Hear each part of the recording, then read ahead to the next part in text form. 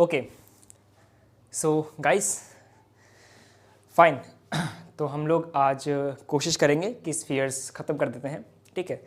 कुछ important topics जिसमें से एक आपका pole and polar plane and कुछ गिने चुने टॉपिक्स, मतलब जिनके बेस पे क्वेश्चंस आते हैं एमसीक्यू में, डायरेक्ट आंसर्स होते हैं उनके, वो आज डिस्कस करके हम लोग इसे ख़त्म कर देंगे।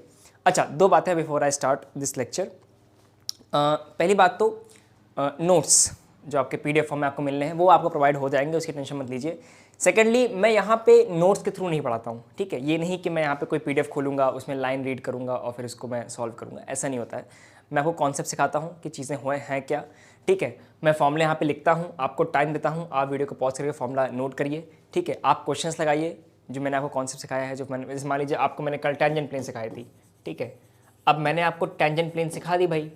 अब टेंजेंट प्लेन सिखाने के बाद आपको मैंने इसका फॉर्मूला नोट कराया, क्या फॉर्मूला होता है, ठीक है।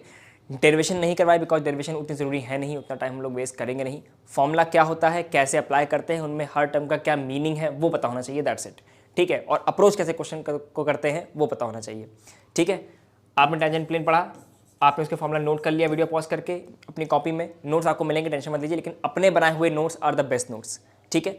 फर्दर अब आप इस पर बेस्ट क्वेश्चन लगाए जितने आप कर सकते हो, आपकी बुक होगी आपके पास या फिर आपको मैं प्रोवाइड कर दूंगा, क्वेश्चन की पीडीएफ भी प्रोवाइड हो जाएगी, ऐसी बात नहीं है, लेकिन आप जितना हो सके अपनी भी थोड़ी सी एफर्ट डालिए, हल्की फुल्की, ठीक है। फिर इस टॉपिक बेस आप क्वेश्चन लगाइए, बस सॉल्व करिए इसको।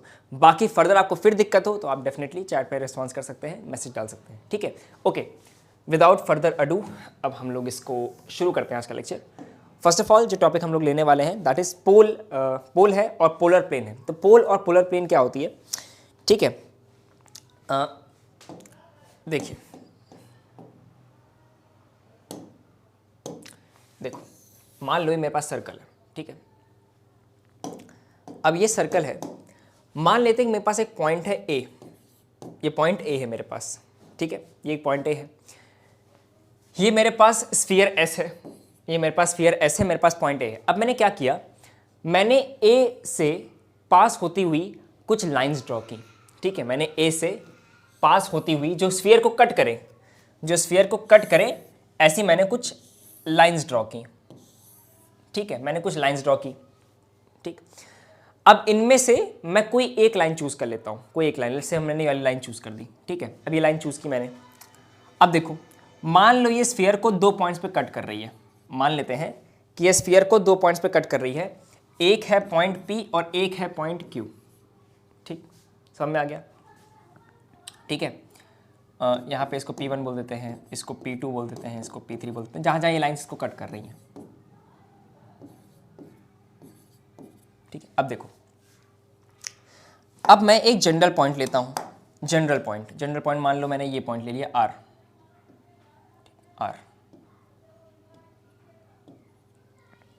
लेकिन ये जो मैंने पॉइंट्स लिए हैं ना R, ये R पॉइंट्स जो मैंने लिए हैं, R general point in line number, ये पॉइंट मैंने रैंडमली चूज नहीं किया इस लाइन पर। ये पॉइंट जो R पॉइंट है इस लाइन पर, जो A से पास हो रही है, स्फीयर को कट कर रही है, ये R पॉइंट एक ऐसा पॉइंट है with respect to the line जो कि A से पास होते हुए स्फीयर को दो पॉइंट पे कट कर रही है। ऐसा चूज किया मैंने कि जो डिस्टेंस है AR वो AP और AQ का हार्मोनिक मीन है, ठीक है। क्या होता है हार्मोनिक मीन, आप एक बार पढ़े होंगे शायद 11th-12th में, अगर आपके सिलेबस में रहा होगा तो। क्या कहता है कि 1/AP plus 1/AQ is equal to 2/AR, ये हार्मोनिक मीन का एक फॉर्मूला होता है, ठीक है। तो इस डायग्राम के रिस्पेक्ट में R एक ऐसा पॉइंट है इस लाइन पर जो A से पास होकर P और Q पॉइंट पे स्फीयर को कट कर रहा है, सच दैट कि वो इस चीज को सेटिस्फाई कर रहा है। फाइन, इतनी बात समझ में आती है कि R मैंने कैसे चूज किया। R एक ऐसा पॉइंट है, कैसा पॉइंट है, कहाँ पॉइंट है, वो उस लाइन पर है जो A से पास होके जनरली स्फीयर को कट कर रही है। अब सुनिए, अगर मैं बहुत सारे लाइंस बना दूं, इस एक को पास करती हुई, इस A पॉइंट को पास करती हुई, स्फीयर को कट करती हुई दो पॉइंट्स पर, मैं बहुत सारी लाइन खींच सकता हूं, मुझे बहुत सारे R मिलेंगे। जब उन सारे पॉइंट्स R का मैं लोकस बनाऊंगा, जब उन सारे पॉइंट्स R का जब मैं लोकस बनाऊंगा तो मेरे को एक प्लेन मिलेगा, ये प्लेन मिलेगा, और यही प्लेन है मेरी पोलर प्लेन। और इस पॉइंट के रिस्पेक्ट में मैंने पोलर प्लेन बनाई है, तो इस पॉइंट को मैं नाम दूंगा पोल। आई होप आपको पोलर प्लेन और पोल क्लियर हो गए। ठीक है, मैंने क्या बोला, मैंने फिर से बताता हूँ, रिपीट करता हूँ इस चीज़ को। मैंने एक पोल चूज़ किया, पोल बाद में चूज़ करेंगे हम लोग, पहले एक पॉइंट चूज़ किया मैंने रैंडमली, पॉइंट एक चूज़ किया, फिक्स पॉइंट। इस पॉइंट से मैंने बहुत सारी लाइंस ड्रॉ की, ऐसी लाइंस ड्रॉ की जो कि स्फीयर को 2 पॉइंट पे कट कर रही हैं, उसकी सरफेस को 2 पॉइंट पे कट कर रही हैं, पी और क्यू पॉइंट को कट कर रही हैं। अब मैंने उन लाइंस पर आर पॉइंट ऐसा चूज़ किया कि वो इस कंडीशन को सेटिस्फाई कर रहा है। उन आर पॉइंट का लोकस बनाते हुए जो प्लेन मुझे मिलता है वो है मेरा पोलर प्लेन, और इस पॉइंट के रिस्पेक्ट में, जो पॉइंट के रिस्पेक्ट में मैंने पोलर प्लेन बनाया है, उस पॉइंट को हम लोग कहते हैं पोलर पॉइंट, फिर पोलर। ठीक है, समझ में आ गया पोलर पॉइंट क्या होता है। ठीक है, यह आपका कॉन्सेप्ट है पोलर प्लेन और पोलर पॉइंट का, और ये उसका कंडीशन है। ठीक है, अब आते हैं नेक्स्ट चीज़ पे जो कि हमको देखनी है। पहली चीज़ आपको जो नोट करनी है, अब वही देखिए, पहली बात तो ये हार्मोनिक मीन होता है, इसको आप नोट कर लीजिए, इट्स अ हार्मोनिक मीन, ये हार्मोनिक मीन का फॉर्मूला है भाई। ठीक है, सेकेंडली अब कुछ पॉइंट्स नोट करिए जो कि इंपॉर्टेंट है। पहला पॉइंट नोट करिए,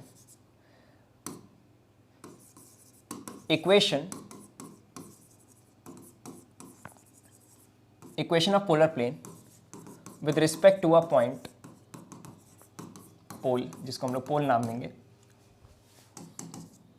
इज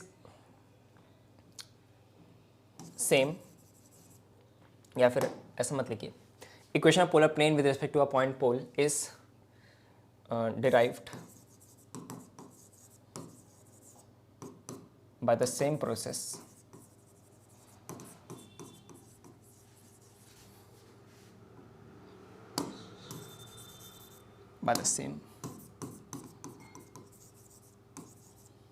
as tangent plane।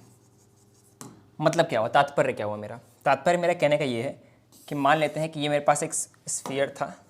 ठीक है, मेरे पास ये एक स्फीयर था, और जब हम लोगों ने टेंजेंट प्लेन पढ़ा था तो हमने टेंजेंट प्लेन की इक्वेशन कैसे बनाई थी कि आपने स्फीयर की इक्वेशन में जहाँ जहाँ स्क्वायर वाले टर्म आ रहे थे उनको आपने ये लिख दिया था।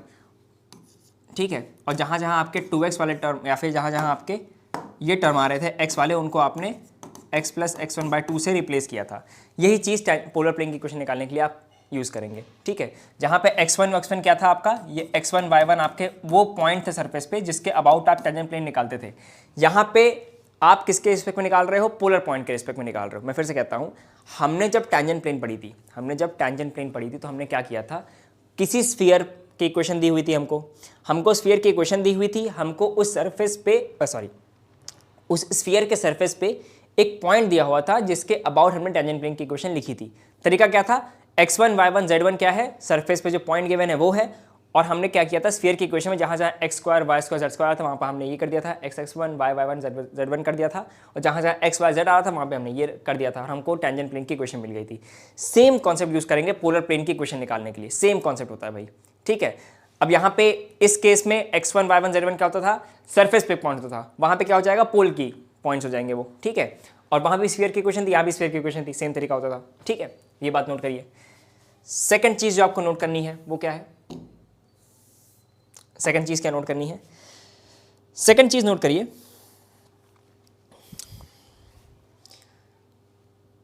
सेकंड चीज़ नोट करिए, प्रॉपर्टीज़ हैं कुछ। The polar plane of a point A, या फिर इसको दूसरे कलर में लिखते हैं,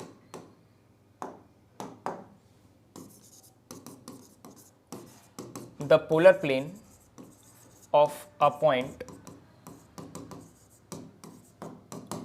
ए, मतलब पॉइंट ए के अबाउट जो हमने पोलर प्लेन लिखा है, ठीक है, विद रिस्पेक्ट टू स्फीयर, किसी स्फीयर के रिस्पेक्ट में पॉइंट ए का जो पोलर प्लेन की इक्वेशन मिलती है with respect to sphere, is perpendicular to the line joining A and centre. मतलब क्या हो भैया, इसका क्या मतलब है, इसका ये मतलब है कि मान लेते हैं कि मेरे पास एक स्फीयर है। ठीक है, मेरे पास एक स्फीयर है और ये कोई पॉइंट था मेरे पास। ठीक है, इस पॉइंट के रिस्पेक्ट में मान लो मुझे पोलर प्लेन की इक्वेशन ये मिली।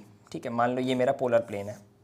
ठीक है, मान लो ये मेरा पोलर प्लेन है। ठीक है, अब ये जो पोलर प्लेन है ए का इस स्फीयर के रिस्पेक्ट में, ये कैसा होगा, प्रॉपर्टी ये लाइन क्या कह रही है कि अगर मैं स्फीयर के सेंटर को और इस ए लाइन को ज्वाइन कर दूं, अगर मैं स्फीयर के सेंटर को और इस ए लाइन को ज्वाइन कर दूंगा तो ये इस प्लेन के परपेंडिकुलर होगी ये लाइन, ये वो कह रही है लाइन, ठीक है। ये लाइन क्या कह रही है, the point the polar plane, ये हमारा पोलर प्लेन है, polar plane of a point A with respect to a sphere is perpendicular to the line joining the centre and A, ठीक है। ये थ्योरम है आपकी, ठीक है, इसको नोट कर लिए।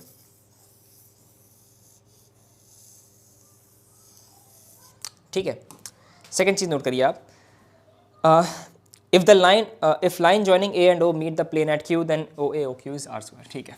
थर्ड पॉइंट नोट करो, थर्ड पॉइंट क्या कह रहा है पोलर प्लेन के रिस्पेक्ट में, the line joining A and O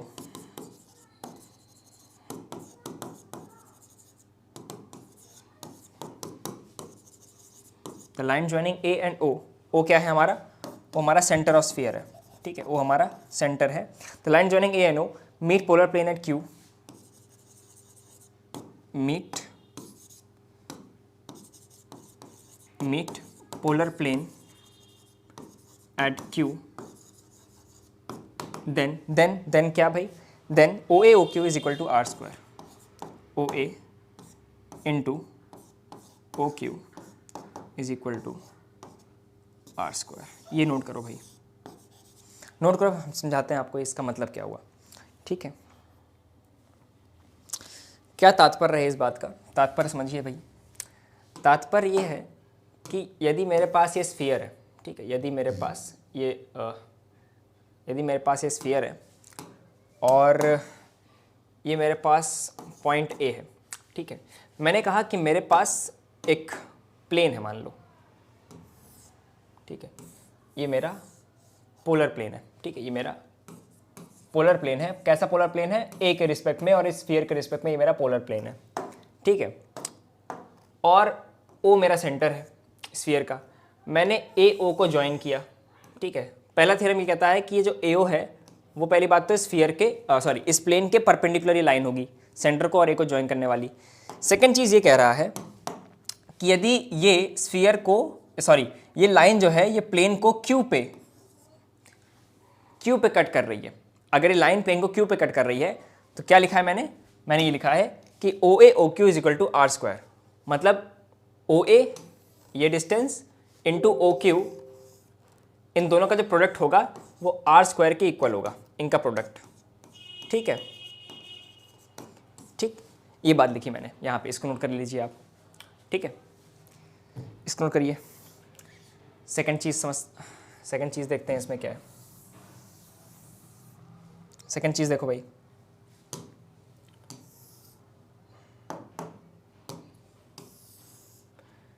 second चीज़ क्या बोल रही है, सेकंड चीज़ कह रही है आपसे plane about some if the polar plane about some p passes through q then it is same as polar plane about q passing through p.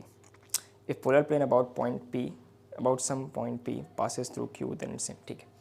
देखो क्या बोल रहा है ये लाइन, इसको नोट करिए पहले आप समझिए, फिर बताता हूँ आपको मैं क्या आपको नोट करना है। नोट अपनी भाषा में कर लेना, अपने भाषा में, मतलब अपना समझते हो क्या होता है, मतलब कि मैं यहाँ पे समझा रहा हूँ और देखो मैं लिखवाऊँ जो मैंने अपनी लैंग्वेज में लिखा है, इससे अच्छा कि आप अपनी भाषा में उस चीज़ को लिखो ताकि आप समझ सको, जो आप उस चीज़ को रीड करो, ठीक है। खैर देखो क्या बोल रहा हूँ मैं कि मान लो मेरे पास एक पॉइंट P है, P पॉइंट है, और P पॉइंट के रिस्पेक्ट में मेरे पास एक ये पोलर प्लेन है, मेरे पास एक पोलर प्लेन है, ठीक है।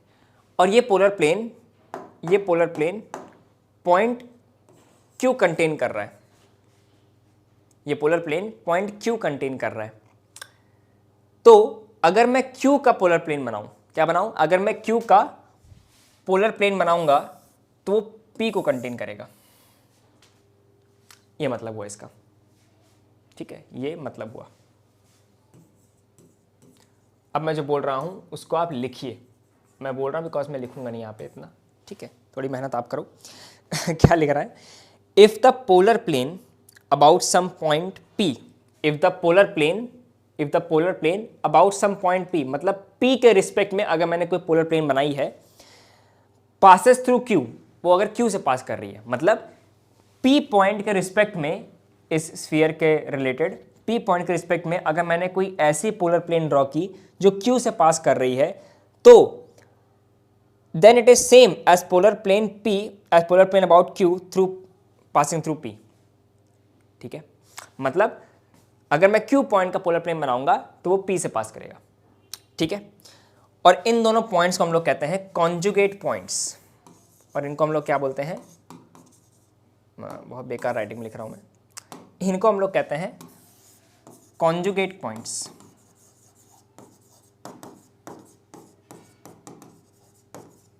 ठीक है, ये कॉन्जुगेट पॉइंट्स हैं। ठीक है, ये कॉन्जुगेट पॉइंट्स हैं, और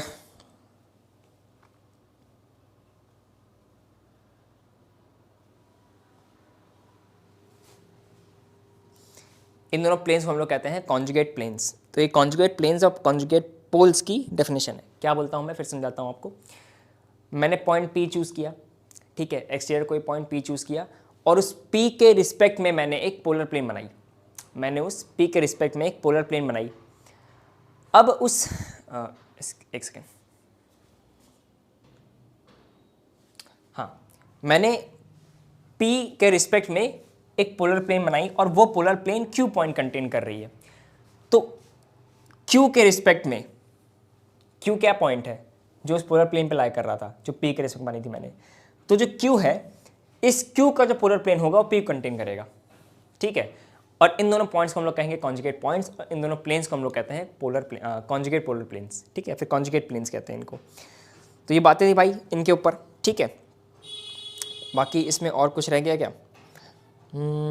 इसमें और कोई चीज़, प्लेन ऑफ कॉन्टैक्ट मतलब आपकी टेंजेंट प्लेन ही होती है। तो ये बातें तो आपकी हो गई। पोलर लाइंस आई गेस ये तो नहीं पूछा जाता है आपसे। ओके, मेरे ख्याल से इतना ही है। अब जरा हम लोग आते हैं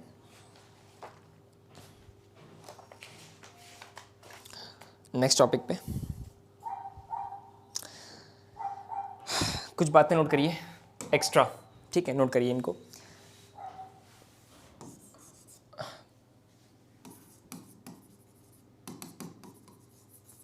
ये मैं जो लिखवा रहा हूँ अब आपको, ये मैं लिखवा रहा हूँ प्रीवियस ईयर क्वेश्चंस को देखकर। ठीक है, इन पे बेस्ड डायरेक्ट क्वेश्चन आए, तो ये 7-8 पॉइंट्स हैं। इन पे बेस्ड क्वेश्चन अगर आता है तो आप खटाक से उनको लगा देना।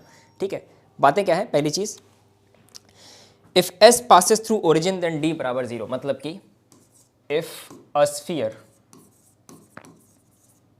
एक ऐसा स्फीयर है मेरे पास जो ओरिजिन से पास कर रहा है, मतलब ओरिजिन उसकी सरफेस पे लाई करता है कहीं ना कहीं। तो एक ऐसा sphere, if a sphere passes through origin, ये वो स्फीयर नहीं है जिसका सेंटर ओरिजिन हो, ये वो स्फीयर है जो ओरिजिन कंटेन कर रहा हो, मतलब उसकी सरफेस पे ओरिजिन हो। If a sphere passes through origin,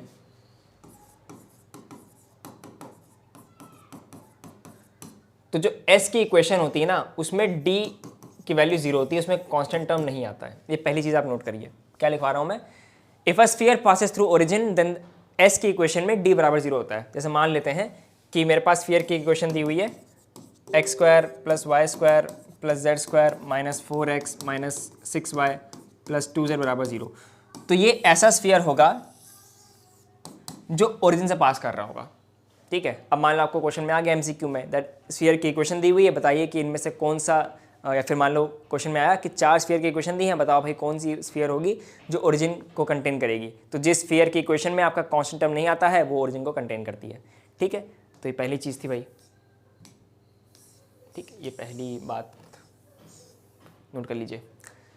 second चीज़ नोट करिए, स्मॉल सर्कल और ग्रेट सर्कल, ये रह गया था। क्या होता है स्मॉल सर्कल, क्या होता है ग्रेट सर्कल? बड़ा आसान है। मेरे पास ये स्फीयर है भाई।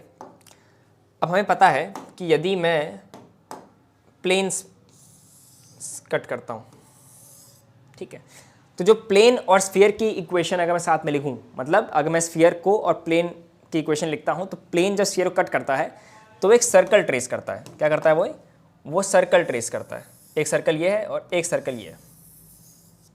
ठीक है, अब ध्यान सुनना, जैसे हमारी धरती है, वो भी अगर मैं कहना जाए तो एक आइडियल केस में इसको स्फीयर मान सकते हैं। ठीक है, वो एक ऑब्लाइट स्फीयर है, लेकिन वो स्फीयर अगर हम लोग उसको माने तो हमें पता है कि धरती पे हम लोगों ने कुछ इमेजिनरी लाइंस ड्रॉ की थी ताकि हम लोग ज्योग्राफिकल लोकेशंस को ट्रेस कर सकें, जो कि हम लोग इनको कहते हैं ग्रेट सर्कल्स। ठीक है, ठीक है, इनको हम लोग कहते हैं लैटिट्यूड्स, इन्हें हम लोग कहते हैं लैटिट्यूड्स।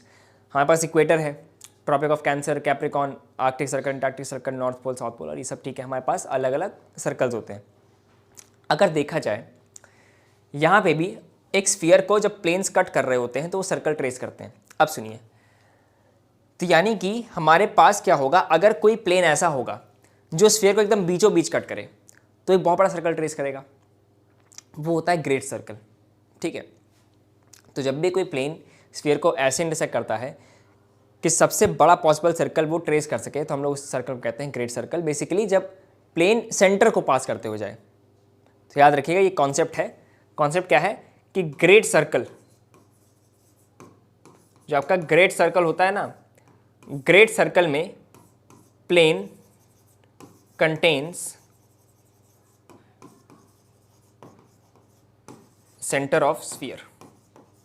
बड़ा इंपॉर्टेंट लाइन है ये, आपको यकीन नहीं होगा लेकिन इस पे बेस क्वेश्चन इतने खतरनाक बनते हैं, लेकिन ये चुटकी का क्वेश्चन है ये।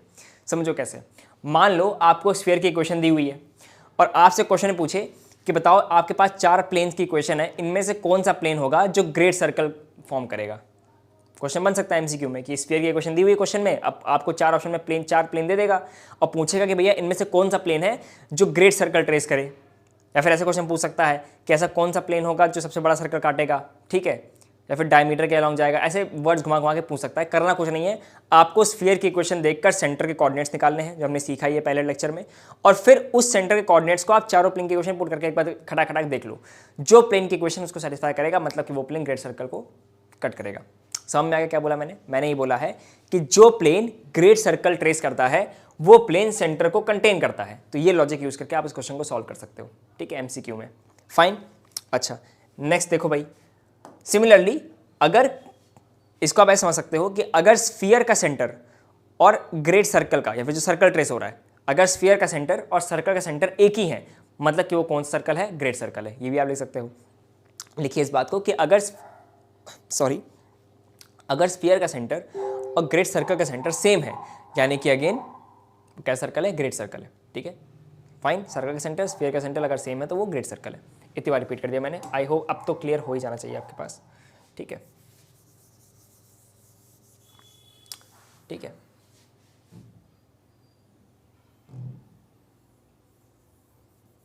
ठीक। अब देखो नेक्स्ट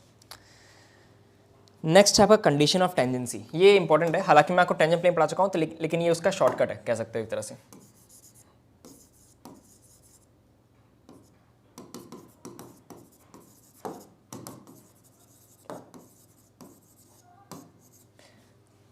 कंडीशन ऑफ टेंजेंसी क्या कहती है, मान लो आपके पास एक स्फीयर की इक्वेशन दी हुई है, ठीक है,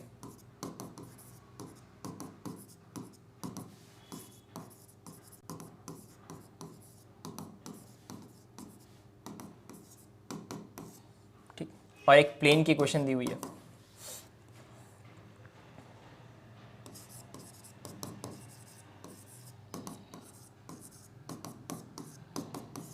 आपके पास एक स्फीयर की इक्वेशन है, आपके पास एक प्लेन की इक्वेशन है, ठीक है, दोनों आपको कार्टेशियन फॉर्म में दी हुई है। ये जनरल फॉर्म ऑफ स्फीयर है, जनरल फॉर्म ऑफ प्लेन है।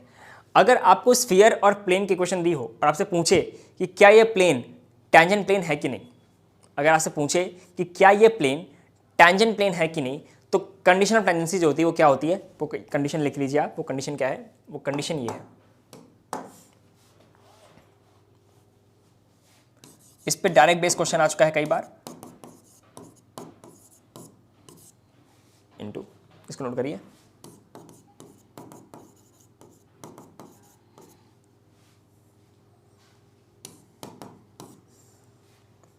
देखो इक्वेशन को याद भी कैसे करना है ये भी देख लो, बिकॉज बड़ा आपको लग रहा होगा भाई इतना लंबा चला फॉर्मूला कैसे याद करें। याद कर सकते हो, कोई बात नहीं। ये आपको थोड़ा थोड़ा रेडियस से मिलता हुआ लग रहा होगा फॉर्मूला, एकदम वैसे ही लग रहा है। ठीक है, देखो स्फीयर के जो आपके सेंटर हैं, पहले आप वो निकाल लोगे। ये देखो क्या है, ये आप सेंटर से निकाल लोगे। ठीक है, ये सेंटर के स्क्वायर्स हैं, सेंटर के कोऑर्डिनेट के स्क्वायर्स हैं ये सब। ठीक है, तो सेंटर निकालो तुरंत आप। ठीक है, कैसे निकालो सेंटर वो भी आपको पता कौन है, क्या करना नहीं है, एक्स के कोफिशिएंट को, वाई कोफिशिएंट को, जेड के कोफिशिएंट को -1/2 से मल्टीप्लाई कर दो, आपको सेंटर मिल जाएगा। सेंटर के सेंटर के कोऑर्डिनेट्स का स्क्वायर का सम कर लो, सब्ट्रैक्ट कर दो कोफिशिएंट से तुरंत से जल्दी से, ठीक है। ये आर जैसा फॉर्मूला है। ये क्या है, ये भैया प्लेन के डी आर्स के स्क्वायर का सम है, ठीक है। L square m square n square, इनका जो प्रोडक्ट है वो किसके इक्वल होना चाहिए, वो इसके इक्वल होना चाहिए।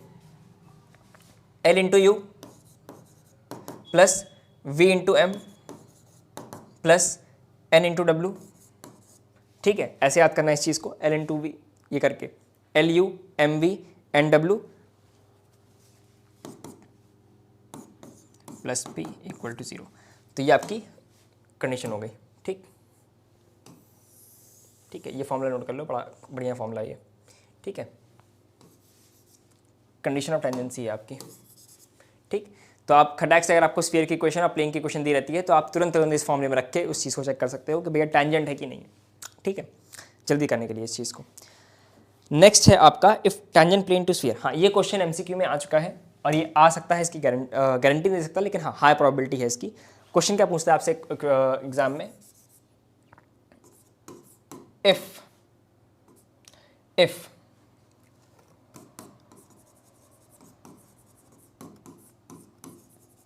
Tangent plane to a sphere, कैसा स्फीयर होना चाहिए, इस फॉर्म का जिसका ओरिजिन मतलब जिसका सेंटर ओरिजिन हो,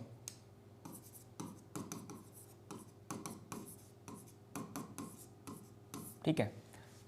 एक ऐसा स्फीयर आपको दिया होता है, कैसा स्फीयर है ये, इसमें ओरिजिन इसमें आपका जो ओरिजिन है वही स्फीयर का सेंटर है, ठीक है। If tangent plane to a sphere of this kind, ठीक है, जिसका सेंटर ओरिजिन हो, ठीक है, इस स्फीयर का जो टेंजेंट प्लेन है, यदि if tangent plane to a sphere of this kind intercepts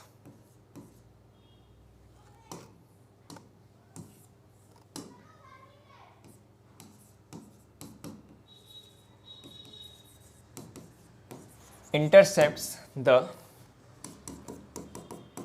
xy z axis at a b and c, ठीक है। मतलब यदि इस स्फीयर का जो टेंजेंट प्लेन है वो एक्स वाई जेड एक्सिस को ए बी और सी पे अगर इंटरसेप्ट कर रहा होता है, देन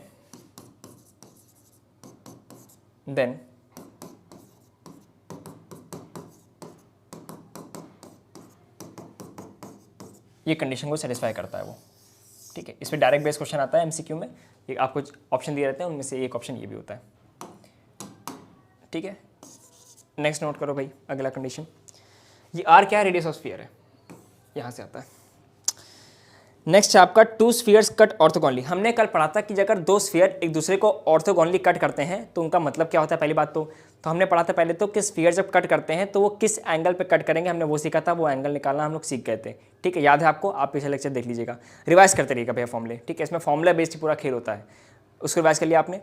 अब यदि वो एंगल 90 होता है तो हम लोग कहते हैं कि वो स्फीयर आपस में ऑर्थोगोनली इंटरसेक्ट कर रहे हैं।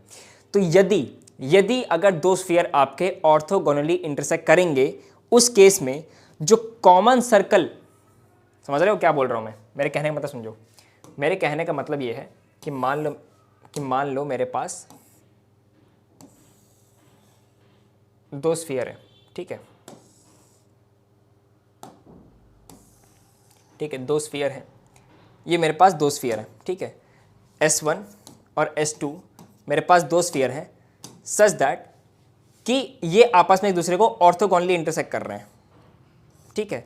मतलब इस पॉइंट पे ये दोनों आपस में एक दूसरे को ऑर्थोगोनली इंटरसेक्ट कर रहे हैं। तो यदि ऐसा है तो जो ये कॉमन सर्कल फॉर्म हो रहा है ना, कॉमन सर्कल ये वाला, ये कॉमन सर्कल जो सर्कल फॉर्म हो रहा है, ये इस सर्कल का कभी कभी ये लोग रेडियस पूछ लेते हैं, ठीक है।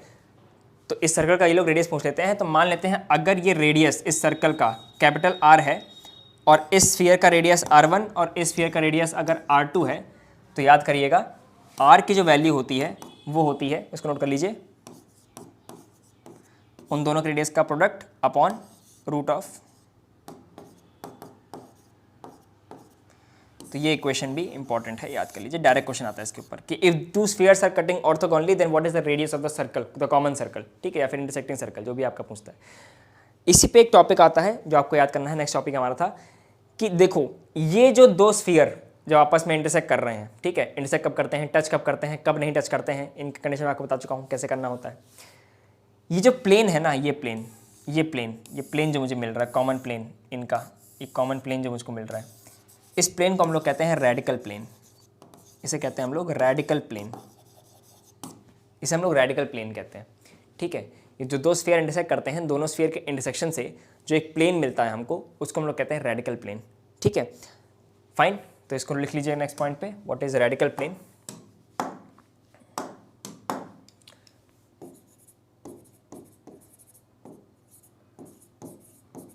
When two spheres S1 and S2 intersect, then the common plane we obtain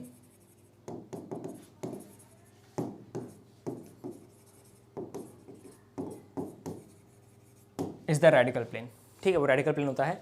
और इस रेडिकल प्लेन की जो इक्वेशन है वो ये होती है, या फिर इसको अच्छे से लिखो,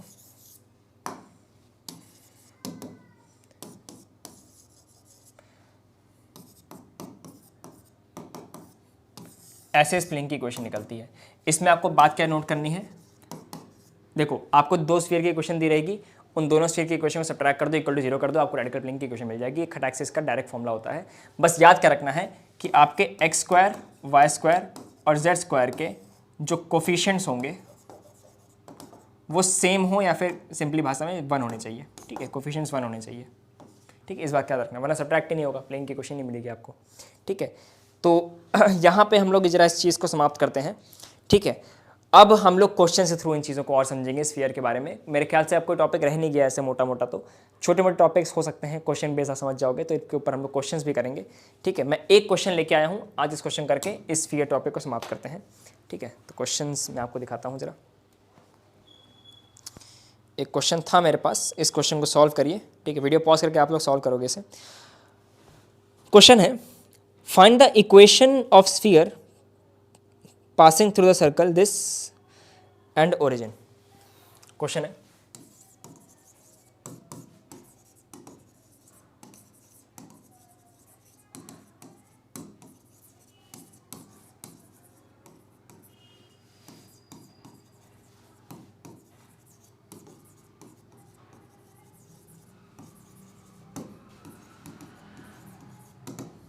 सर्कल की इक्वेशन क्या है, सर्कल क्या दिया है आपको, आपको सर्कल दिया हुआ है,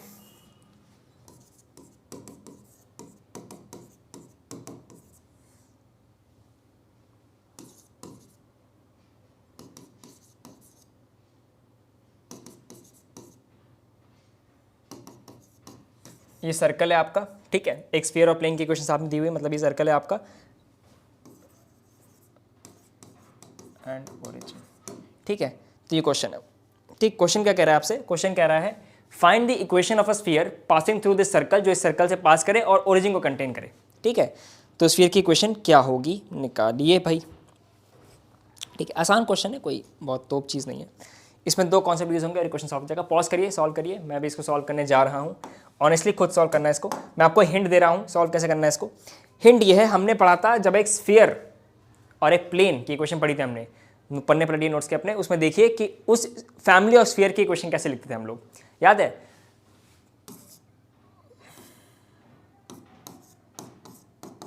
ये उन फैमिली ऑफ स्फीयर्स की इक्वेशन थी,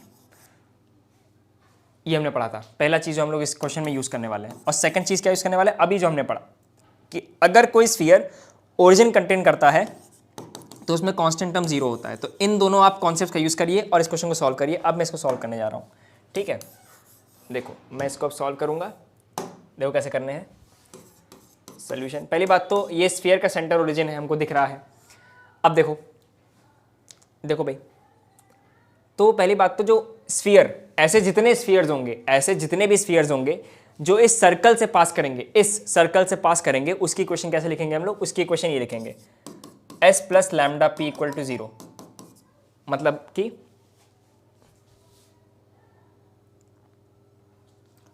कि ये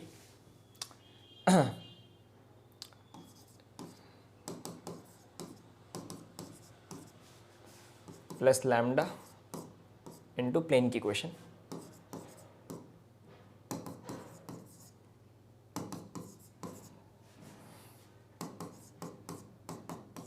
ठीक है, तो ये स्फीयर की इक्वेशन हो गई। इसको थोड़ा सिंप्लीफाई कर लेते हैं।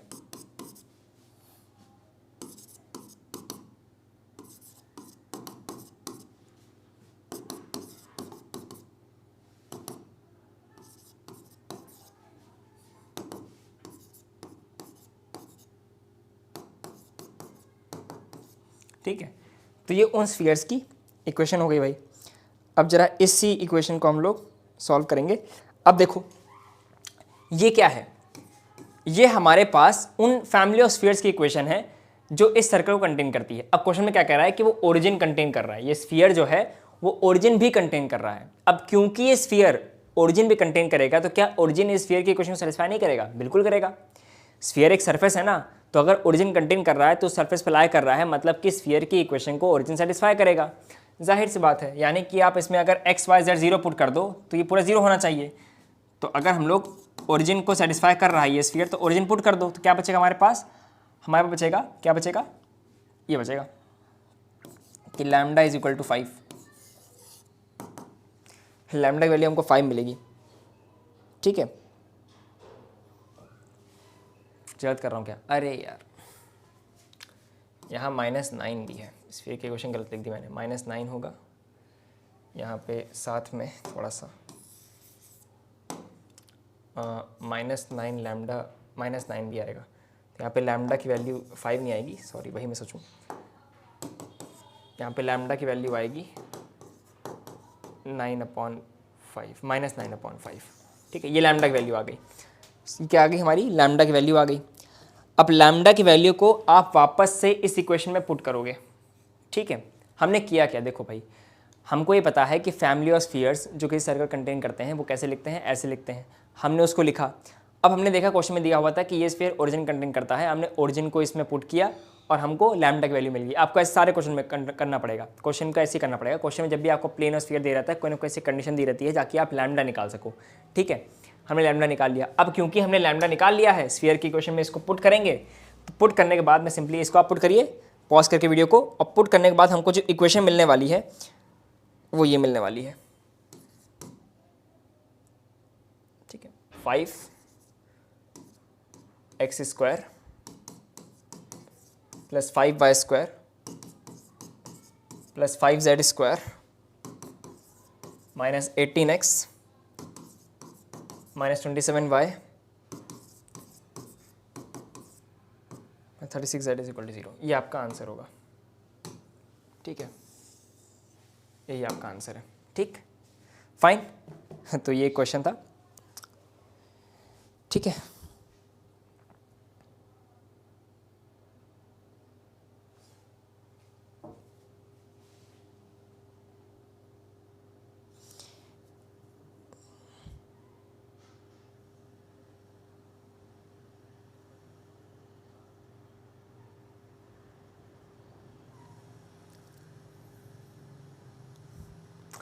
तो यहाँ पे हम लोग का स्फीयर टॉपिक ख़त्म होता है। यहाँ पे मेरे ख्याल से और कुछ बचा नहीं है।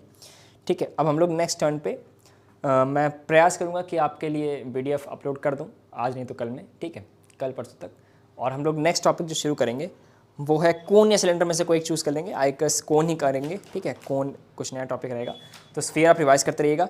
अब क्वेश्चन लगाते रहिए, क्वेश्चन के थ्रू आपको और समझ में आएंगे इन चीज़ों को। तो हम लोग कोन शुरू करते हैं नेक्स्ट क्लास से। ठीक है, so all the very best, thank you very much, fine.